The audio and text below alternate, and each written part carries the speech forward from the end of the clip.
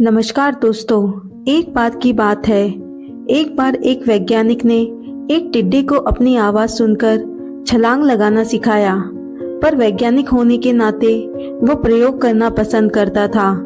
इस वैज्ञानिक ने सोचा क्यों ना टिड्डे की छलांग पर प्रयोग किया जाए। वैज्ञानिक ने टिड्डे को अपनी आवाज पर छलांग लगाना सिखा दिया। फिर वैज्ञानिक ने टिड्डे की एक टांग तोड़ दी और उससे छलांग लगाने को कहा। टिड्डे ने छलांग लगाई, लेकिन उसकी छलांग की दूरी पहले से छोटी थी। फिर वैज्ञानिक ने उसकी दूसरी टांग तोड़ दी और छलांग लगाने को कहा। फिर से टिड्डे की छलांग पहले से छोटी हो गई थी।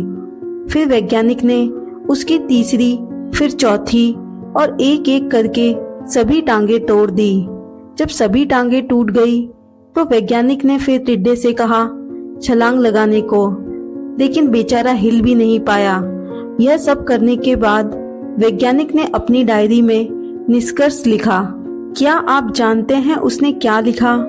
उसने लिखा कि जब टिड्डे की एक टांग टूटी तो उसकी सुनने की क्षमता थोड़ी कम हो गई और प्रत्येक टांग टूटने के बाद वह और अधिक बहरा होता गया, और जब सभी टांगे टूट गई तो वह पूरी तरह से बहरा हो गया।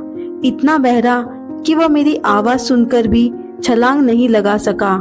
दोस्तों, आप सोच रहे होंगे कि वैज्ञानिक कितना मूर्ख था, क्योंकि टिड्डा अपनी टांगे टूटने के कारण नहीं चल पा रहा था, न कि बहरेपन के कारण। लेकिन दोस्तों, जरा सोचिए, क्या हम भी अक्सर उसी वैज्ञानिक की तरह मूर्ख नहीं बनते?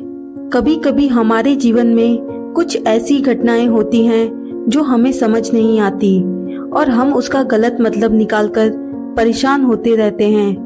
कभी कभी दिखता कुछ और है और हमें समझ में कुछ और आता है, और वास्तव में होता कुछ और ही है। अगर हमें जीवन में पछताना नहीं है तो हमें चाहिए कि हर काम को समझ-बूझ से अच्छी तरह विचार करके ही करना चाहिए। किसी भी परिणाम या नतीजे पर पहुंचने से पहले हमें उसकी जांच करनी चाहिए। कहीं हमसे कोई गलती तो नहीं हो रही। जय हिंद दोस्तों।